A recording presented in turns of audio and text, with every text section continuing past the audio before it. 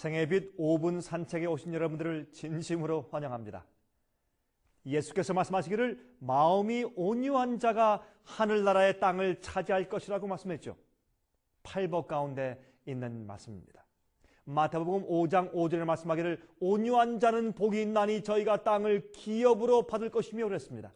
여러분, 이 땅은 서울의 비싼 강남 지역의 땅을 기업으로 받을 것이란 말이 아니죠.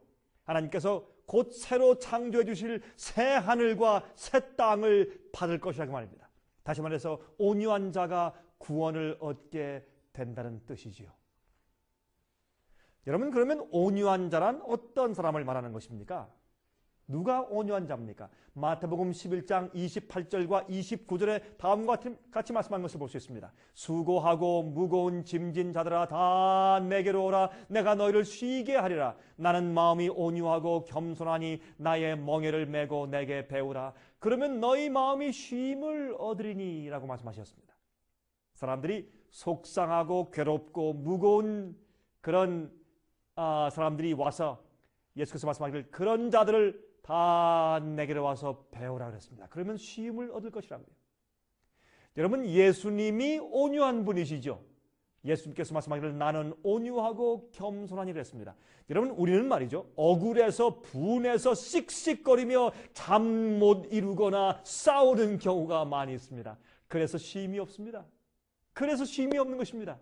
수고하고 무거운 짐진 자들아 다 내게로 오라 그랬습니다. 그러면 온유함을 배우게 된단 말입니다. 다른 사람이 나를 여러분 취급할 때에 온유가 생깁니다. 다시 말해서 온유가 무엇인지 아십니까? 온유함이라고 하는 것은 다른 사람이 나를 취급하고 어떻게 취급하거나 어떻게 다루든지 간에 복수하지 않고 잠잠히 있는 마음의 태도를 가리켜서 온유하다고 하는 것입니다. 제가 다시 반복하겠습니다. 다른 사람이 나를 어떻게 취급하거나 어떻게 다룰지언정 나는 잠잠히 복수하지 않고 있는 그 마음의 상태가 온유한 것입니다. 여러분, 이 세상에서 예수님처럼 부당한 대접을 받으셨던 분이 또 어디 있겠습니까? 너무나 억울한 일만 당하셨던 분입니다. 하지만 예수님은 전혀 복수하지 않았습니다.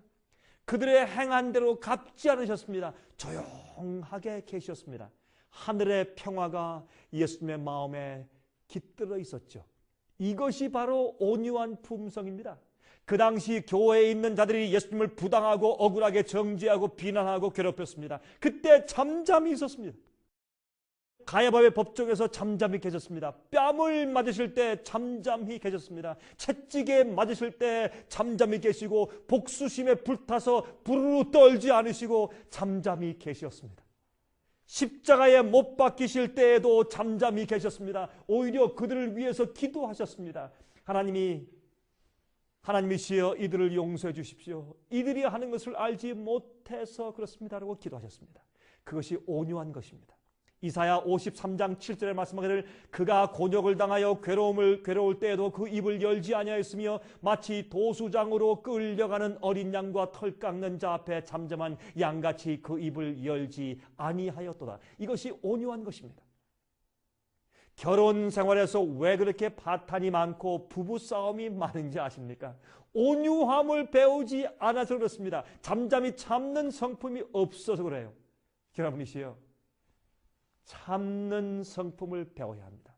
예수님의 온유함을 매일 배우셔야 합니다. 남편과 아내와 자식들과 부모들에게 온유한 성품으로 대해야 합니다. 그래야 행복이 있습니다. 그래야 쉼이 있습니다.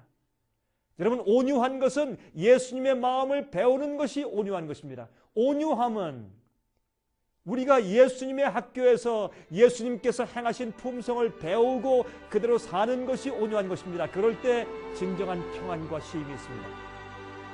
제가 다음 시간에 다시 뵙겠습니다. 안녕히 계십시오.